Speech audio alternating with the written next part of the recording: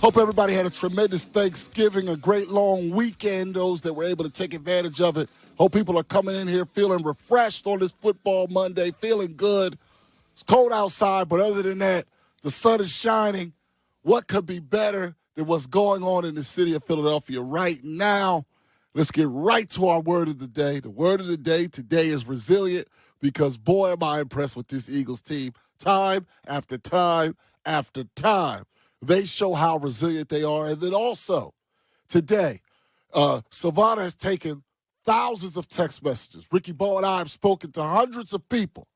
And we now know that as we start this show today, on December 2nd, happy birthday to my sister, Stephanie, that 100% of Eagles fans are on board because we talked to fans for a while now that the Eagles have won 8 in a row. And they've done it a bunch of different ways. The games, there have been some blowouts, there have been some close games, there have been some come from behind. There's been a lot of different things. But this team has been resilient. This team has been tough because they're physical, and we've been saying it. Good luck to any team that can stick with this squad physically for 60 consecutive minutes. And the Ravens had a nice start, but they couldn't do it at the end. At the end of the day, this Eagles team once again will impose their will physically upon their opponent, and by the time the clock hits 0, they're victorious again, 8 in a row, 10-2. Nick Sirianni deserves credit. This offensive line deserves credit. Saquon Barkley deserves credit. But where we start today is on the defensive side of the ball. Vic Fangio's crew once again comes up huge. Once again comes up huge. And it all's a wash. You had the garbage time touchdown with like 3 seconds left. Okay, that's 7 points. That makes up for Justin Tucker. So I don't need to entertain that today because they don't give him the garbage time touchdown if they had the 7 points. So I want to hear about it. They held a team that was routinely scoring over 30, under 20. Jaylen Carter, Bond, Quinyon Mitchell, etc. This defense is special. This defense stands on its own as special, and they did it without their top corner, or technically their top corner. Maybe he's their number 2 now. And they did it without their big money free agent at defensive end and without their leader, and they still didn't miss a beat. Ricky Bo. Yeah. I mean, you got to give this defense a tremendous amount of credit. I'm going to say it. I don't know if anybody else wants to say it, but this is the best defense in the NFL. I mean, you look up and down. You could start with that front line of that defense. Jordan Davis, Jaylen Carter, what are they doing? Constantly in the backfield, constantly breaking up plays in the backfield. How many times did you see Lamar Jackson backpedaling? After his 3-step drop, it was 4, 5, 6, throwing off of his back foot. You're constantly putting pressure on one of the best quarterbacks in the league in yesterday's game. Now, you look at the secondary. Where are the openings? Where is your opening? I know we were talking a little bit about something beforehand. There's one guy, and Reed Blankenship may be the weakest link, and he's not that weak. I mean, when it really comes down to it. Yep. When you look at this defense, the one thing that was really missing last year, and it was very obvious what was missing last year, a lot of plays from the opposing teams were going over the middle.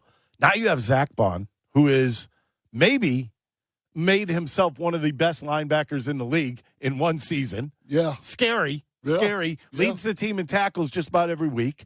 And Nakobe Dean, who has been healthy and playing like he came from a national championship Georgia team. So you add that in with, I mean, you get surprises everywhere. Look at Jalen Hunt in yesterday's game. He stepped in, did some nice things. It's coming from Nolan Smith, for crying out loud. This is a guy that a lot of people are kind of written off. I think the one thing, and I love hearing this from the guys when they give their interviews about the defense. If everybody does their job, we're going to be good every single time out. And I love that they enjoy being physical, because that, to me, is what propels this team into being so freaking good, is that they are physical with you, not one play, not one series, all game long. Yeah, they might bend and break at times, but guess what? They're going to keep coming at you, and what does that do? It wears you down. And I could say the same for offensively, but we're sticking on defense right now. I just feel like this defense is special now. And who do you give the credit to? It's got to go to Vic Fangio. It's got to start with him. Because people have bought into what he wants to do. And it's, like I said, he has thrown in guys. I mean, come on, Huff has been, number one. Non-existent at times. And who has stepped in? Nolan Smith has done a really nice job. Yep. They're without Brandon Graham. Did it feel like they were without Brandon Graham on Sunday? It really did. No. This team is a mean team. They are a mean defense. And when you have that and when you have the coverage you do in the back end, man, they're having fun. Yeah. How many times do you hear of a defense like they're all smiles after game because they know that they are handing out punishment? Absolutely. And part of the fun, you got to give credit to CJ. They were missing that last year. And first of all, his play on the field has gotten better and better, especially since the bye. He's been excellent. And that's where, as soon as Cooper DeJean got in there, he didn't have to cover for Maddox. And not having to cover for Maddox, he stopped trying to do too much, and now he's playing really well. And you saw when they got down 9-0, they go to the sideline, and who's running that huddle? It was CJ. So credit to him. Big credit to him for being the vocal leader. But as far as the leader on the field, I didn't know if this guy was going to have the maturity to do it. We knew he had the talent. And unfortunately, it stinks the circumstances in which he ends up with the Eagles because he did not fall for any football reasons. And it's a shame that something literally tragic had to happen. But he ends up with the Eagles. And Jaylen Carter he's the best player on the defense. Not only that, he's a top 3 defensive tackle in all of football. They held him on every snap yesterday. Now, I'm not talking about, many times I say, and I've been consistent with this, the refs aren't biased, they're bad. Okay, I've been very consistent. These refs are not biased, they're bad. They're incompetent, but they're not they don't wake up and show up to the game and go, I hate the Eagles. They don't. They might go there and go, I don't know what I'm looking at. That happens all the time, but they're not biased. But, man, I couldn't tell you they weren't biased if you watched Jaylen Carter snaps last evening, because if you're watching that football game, you saw a guy who was getting penetration play after play after play. And they were grabbing him, tackling him, grabbing him all around his waist, his shoulders, around his neck, because they couldn't stop him. And he's the guy that has led to this defense being so good, in my opinion, because he's the guy that makes other players better. He's the reason. Now, I'm not taking anything away from what Brandon Graham was doing there, but Brandon Graham didn't see a single double team the whole season. Why? Because of Jaylen Carter. I'm not taking anything away from Nolan Smith, who ended up playing, by the way, 81% of the snaps, by far the highest he's played in a real game. He didn't see a single double team yesterday. Why? Because of Jaylen Carter. He's making everybody better. Also, those linebackers, they're able to fill and make those tackles without those big offensive linemen getting to the second level. Why? Because of Jaylen Carter. Jaylen Carter has taken this step that I didn't expect so young, because the knock on him was how immature he was. You know, they're driving fast. Something tragic happens in college. It leads the Eagles to even having the opportunity to pick him, because on paper he was the first pick in the draft. Well, you see in year 2 why. You see in year 2 why. And a guy that good just falls to you in the draft and then lives up to it. Look at the ripple effect on that defense. And no, we've been talking almost 10 minutes about this team and haven't even mentioned Saquon Barkley. That's how special this defense is. And then how about that Quinyon Mitchell? How about that Quinyon? At first it was, as he's kicking butt at the Senior Bowl, the one trouble is Toledo. Then he's at training camp and they're going, man, not for nothing, this Quinyon Mitchell looks great. Then there was talk maybe Isaiah Rodgers will start over him, or Keely Ringo, they'll ease him. Remember that talk, Savannah? They'll ease him in. Remember that? We were so mad. We were like, no, if he doesn't wind up being a starter, that's a waste of a pick. Right. First round pick, you got to start him. Look how good he is. 2 catches for 5 yards on his side of the football yesterday. 2 catches for 5 yards. This is a rookie. He's super glue. This is a rookie. It keeps happening. Now, Flowers got Lamar did some Lamar stuff. He didn't do any of that Lamar stuff around him. Lamar was buying time, 6 seconds to release the ball, and he still didn't throw it towards Quinyon Mitchell. And then it culminates after a long game, a physical game. Fourth quarter, they throw it out to Derrick Henry in the flat. And Silvana, play for the people. What happened? We can't wait for the plays of the game to get to this one. This just culminates in the perfect play. 3rd and 11. Nothing to work with there as he's pile-driven into the ground by the rookie Cooper DeJean. Now, we all supposed to, I guess we do this now? The Eagle bench is going ballistic over that play by the rookie against Derrick Henry, of all people. What is that? I don't know. Is that a raven? This is what we do. Is that a raven flapping? It should have gone like this. There. I don't know. It's inside thing, but he starts doing it. Then the whole rest of the defense. Then they cut to the sideline, and the whole sideline is doing it. You should have just done one wing because it was a broken raven wing on the ground. I don't know what this is, but this is what we do now. It's a new one. This is what we do now. I'm telling you, people. I'm telling you. This team's resilient. They have every single ingredient. I'm going to New Orleans.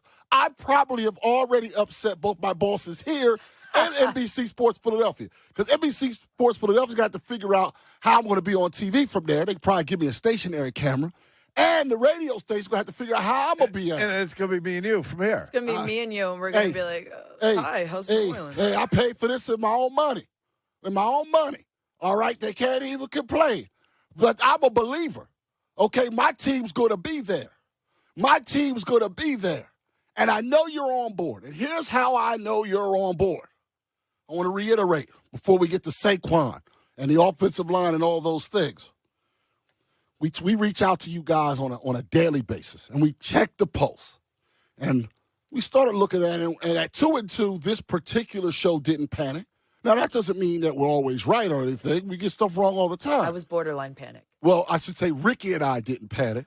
And the reason we didn't panic was we said new offensive coordinator, new defensive coordinator, and injuries early. It was not going to be smooth.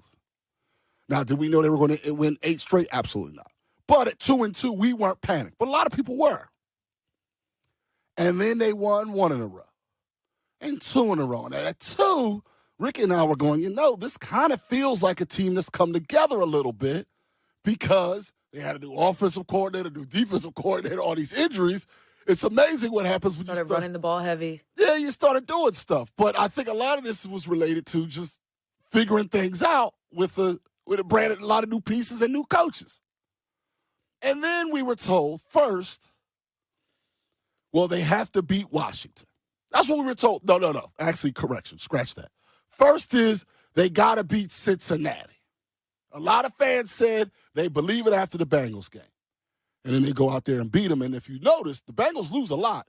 They never lose the way they lose to the Eagles because they score big points against everyone else except the Eagles, going back to this defense. Yep. And then it was, they got to beat Washington on a short week. Yep.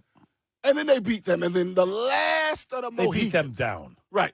The last people were saying, then if they beat the Ravens, then I'm on board. Now they have beat the Ravens. So now it feels good because this has never happened, Ricky. Yep. This has never happened, Silvana. This has never happened to anybody out there in radio or TV land. For the first time, 100% of the listeners, the viewers, the texters, and the callers are now on board with the Eagles because we were told that's all it would take. And we wouldn't dare allow any of you to be hypocritical and backslide. I mean, we can't allow that. I can scroll up on the text. Right. If we allow you to backslide, then we're not being friends. You see, we like to have a relationship. We like to think that we're friends. Sometimes you fight with your friends. Sometimes you have a great time with your friends. Your real friends, it's not always smooth. But we all think of you guys like our friends. And we can't allow any of you to backpedal. Got to have some trust in yourself. Yeah, once you said that beating the Ravens was the key, then now you're on board. You're locked on the bandwagon, and now you just can't leave. You see, you can't leave. So today, we love to hear after on a Victory Monday. We love it. We've had 8 of these in a row. I mean, I guess we had one Victory Friday in there, but we get a lot of victories around here. None of you are allowed to now bail. Just bring the W's to work. We eat them, Jameis. Yeah, like Jameis. Yeah, see, he's eating the W's. That's what we do here. So now that we have everybody on board, are you ready to book the tickets? Are you ready to book the tickets to New Orleans? Are you ready to go? Because that's where this team is going.